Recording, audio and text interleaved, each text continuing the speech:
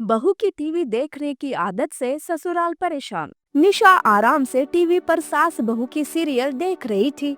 तभी उसकी माँ बीच में आती है। अरे निशा, जल्दी से तैयार हो जा, लड़के वाले कभी भी आते ही होंगे।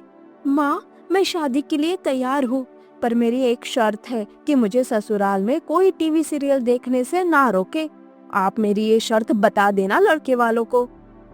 हाँ, वो सब बता दूंगी मेरी माँ, बस अभी तू तैयार हो जा। अरे छोड़ दे ये रिमोट और जा जल्दी से। माँ, बस एक लास्ट पार्ट देख लूं। देखो तो सास को बहू ने कैसे मजा चखाया। हे भगवान, इस लड़की को कौन समझाए। भगवान, बस ये रिश्ता पक्का कर दे। माँ तो निशा की टीवी देखने की आदत से परेशान हो चुकी थी। कुछ देर बाद लड़के वाले निशा को देखने आते हैं। राहुल एक बड़ी कंपनी में काम करता था। वो अपनी माँ और छोटी बहन हिना के साथ रहता था। सब कुछ ठीक होने के कारण निशा और सूरज का रिश्ता पक्का हो जाता है। अच्छा मुहूर्त निकाला जाता है और तारीख पक्की हो जाती है। शादी की तारीख पास आ रही थी, तब निशा की माँ निशा से कहती है, निशा, अब कुछ दिनों के लिए टीवी से दूर ही रह। शादी की रस्मों में तू टीवी नहीं देख पाएगी। माँ, ये कैसे हो सकता है? भला मैं टीवी से दूर कैसे रह सकती हूँ? शादी की रस्म से भी ज्यादा मुझे टीवी प्यारी है माँ। टीवी सीरियल होंगी तो ही मैं शादी करूँगी, नहीं तो नहीं। बेचारी माँ निशा की इस जिद के आगे हार मान लेती है। निशा की शादी की रस्म टीवी देखते देखते पूरी हो जाती है। शादी भी धूमधाम से हो जाती है। निशा ससुराल में आती है। तब वो सोचती है, आज का तो मेरा टीवी सीरियल चला गया इस शादी के चक्कर में, पर कल मैं सवेरे से सारे रिपीट टेलीकास्ट देख लूंगी। 11 बजे से रिपीट टेलीकास्ट शुरू हो जाते हैं, तब तक मैं खाना बनाकर तैयार रहूंगी। निशा दूसरे दिन जल्दी से तैयार होकर सबके लिए नाश्ता और खाना बनाती है। टेबल पर नाश्ता खाते हुए सास कहती है, अरे बहू, इतनी भी क्या जल्दी थी जो तूने दोपहर का भी खाना बना दिया। माँ जी, वो मुझे 11 बजे से सीरियल जो देखने हैं, अगर खाना बनने में देर हो जाती तो सीरियल चली जाती ना मेरी। भाभी, वैसे नाश्ता बहुत ही टेस्टी बना है। आपने दोपहर के खाने में क्या क्या बनाया है भाभी? हिना, मैंने पुलाव, रोटी, दाल और आलू की सब्जी बनाई है। वैसे बहू, नाश्ता तो बड़ा स्वादिष्ट बनाया है तुमने, खाना भी ऐसा ही स्वादिष्ट होगा। नाश्ता करके सूरज काम पर चला जाता है। सारा काम खत्म करके निशा टीवी के सामने बैठ जाती है। उस वक्त सास कुछ नहीं कहती। दोपहर के खाने का समय होता है। निशा बहू, भूख लग रही है, खाना लगा दो और तुम भी आ जाओ खाना खाने। अब बंद कर दो उस टीवी को। माँ जी, खाना बनकर तैयार है, आप अपने हाथ से ले लो ना। नहीं तो हिना से कह दो, जब ब्रेक लग जाएगा तब मैं अपना खाना यहीं पर खा लूंगी। सास और हिना दोनों भी टेबल पर बैठकर खाना खा लेते हैं, तो निशा टीवी के सामने बैठकर ही खाना खाती है। अब तो ये रोज का हो चुका था। एक दिन रात को हिना और सास हॉल में बैठकर टीवी देख रहे थे। तब निशा रसोई में खाना बनाते हुए कहती है, वाह, मैं यहाँ सबके लिए खाना बनाऊं और ये दोनों महारानियाँ आराम से टीवी देख रही है। मैं क्यों खाना बनाऊं, मैं भी टीवी देखूंगी। निशा खाना बनाते बनाते हॉल में आती है। निशा दोनों के साथ मिलकर टीवी देखने लगती है। तब सास, बहू, क्या खाना बन गया क्या? नहीं माँ जी, अभी नहीं। अरे बहू, सूरज के आने का समय हो रहा है। अरे दिन भर तो टीवी देखती रहती हो, रात का खाना तो समय से बना लो। जाओ, जाकर खाना बनाओ, सूरज को आते ही खाना चाहिए रहता है। पर निशा सास की बात ही नहीं सुनती। वो टीवी सीरियल देखते ही रहती है। तब सास निशा को भगाने के लिए टीवी जानबूझकर बंद कर देती है, जिस वजह से निशा को बहुत गुस्सा आता है। गुस्से से रसोई में जाती है। रसोई में जाकर निशा अपनी माँ से फोन पर शिकायत करती है। माँ, मेरी सास और मेरी नंद हिना मुझे बहुत ही सताते हैं माँ। मुझसे सारा काम करवाते हैं, खुद तो टीवी देखते रहते हैं। माँ, आपकी बेटी बहुत ही दुखी है ससुराल में। अरे निशा, अब ये तो टीवी सीरियल का ड्रामा मेरे सामने मत कर। ससुराल की झूठी शिकायत मत कर। वैसे तुम्हारे सास ने पहले ही सब बता दिया है। देख निशा, भला हो तुम्हारी सास का जो वो अच्छी है, नहीं तो अभी तक तुझे मायके छोड़ दिए रहते। देख निशा, अपनी इस टीवी देखने की आदत को छोड़ दे, नहीं तो तेरा घर टूट जाएगा। माँ, आप भी ना, अब आप ही बताओ कि मैं क्या करूँ। बेटी, सीरियल अब तो फोन पर भी आते हैं ना, टीवी छोड़ और फोन पर देखती जा टीवी सीरियल। उस दिन के बाद से निशा टीवी छोड़कर फोन पर ही लगी रहती है। सब्जी बनाते वक्त फोन, तो खाना खाते वक्त भी फोन।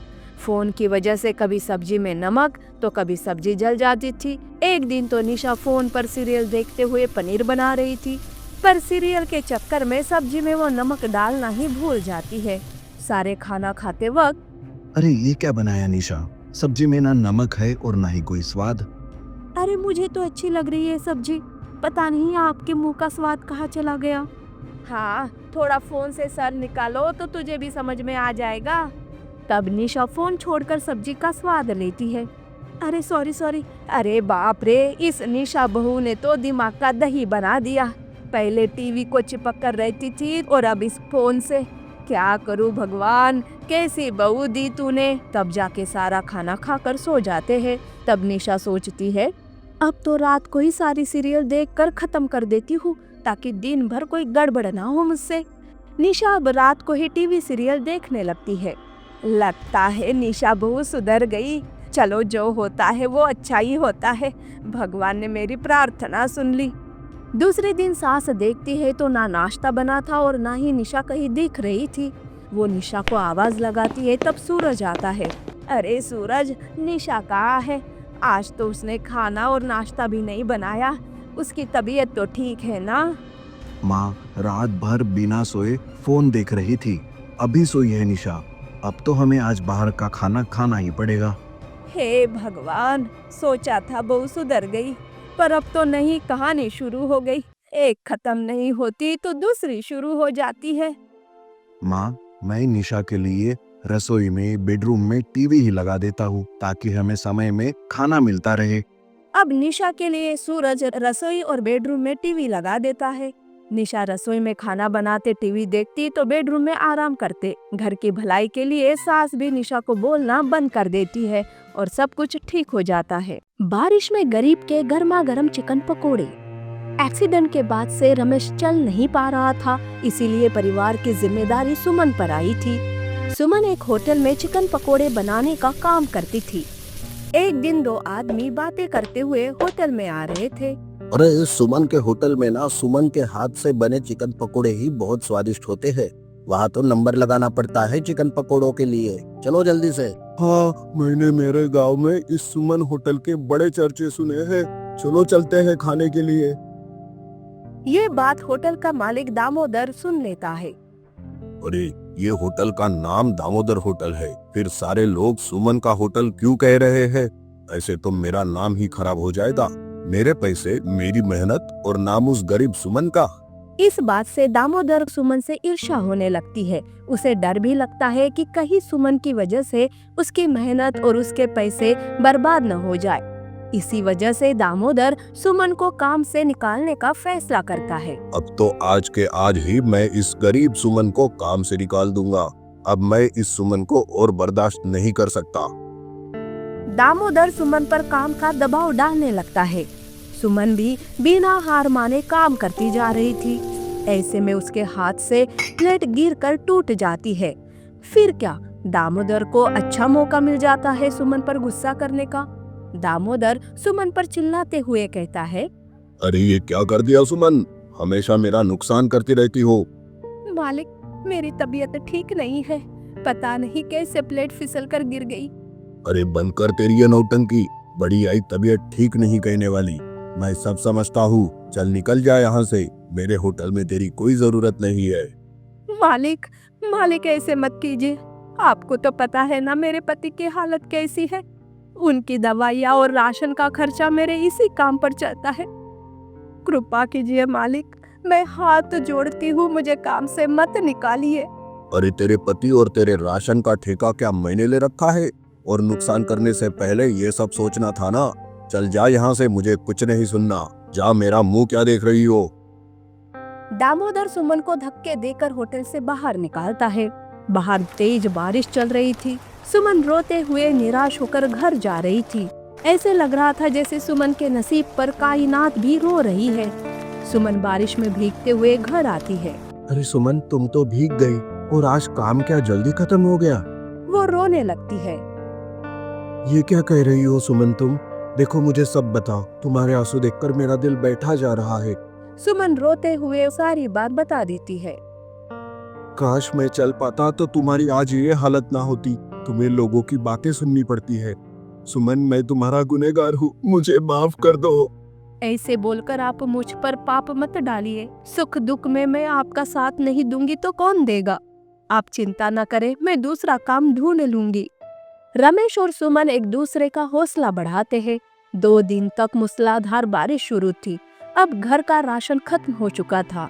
सुमन बारिश में काम ढूंढ रही थी, पर उसे कोई काम नहीं मिलता। तब रमेश, सुनो सुमन, क्यों ना तुम अपना ही चिकन पकोड़े का ठेला लगाओ। तुम्हारे हाथ में स्वाद है और ऊपर से ये बारिश। लोगों को ऐसे मौसम में गर्मा गर्म चिकन पकोड़े खाना बहुत ही पसंद होता है। हाँ जी, आपने तो ये सही कहा। मैं आज ही पैसों का बंदोबस्त करती हूँ और अपना चिकन पकोड़े का ठेला लगाती हूँ। दूसरे ही दिन सुमन अपनी दोस्त से कुछ पैसे उधार लेकर चिकन पकोड़े का ठेला लगाती है। गर्मा गर्म चिकन पकोड़े की खुशबू से सारा इलाका महक जाता है। बारिश शुरू थी कि एक औरत आती है। आप तो सुमन हो ना, जो दामोदर के होटल में काम करती थी? लगता है दामोदर जी ने आपको काम से निकाला, इसीलिए तो अब उनके होटल में चिकन पकोड़े स्वादिष्ट नहीं मिल रहे हैं। आपके हाथ के चिकन पकोड़े खाने का कब से मन ललचा रहा था मेरा। जल्दी से मुझे चिकन पकोड़े दो। इसी तरह से अब पूरे गांव में सुमन के ठेले की बात फैल जाती है। अब लोग दामोदर के होटल में न जाकर बारिश में मजे लेते हुए चिकन पकोड़े खाने सुमन के ठेले पर ही आने लगते हैं। पर उसके ठेले पर भीड़ देखकर दामोदर, इस सुमन ने पहले तो मेरा नाम खराब किया और अब मेरा काम भी खराब कर रही है। अब तो ऐसा कुछ करना पड़ेगा कि सुमन कभी ठेला लगाने का सोचे ही ना। उस रात सुमन ठेला बंद करके घर आती है तो दामोदर रात के अंधेरे का फायदा उठाते हुए सुमन का ठेला चोरी करता है और उसे अपने होटल के पीछे छुपा देता है। अगली सुबह अपने ठेले को न पाकर सुमन बहुत चिंतित हो जाती है।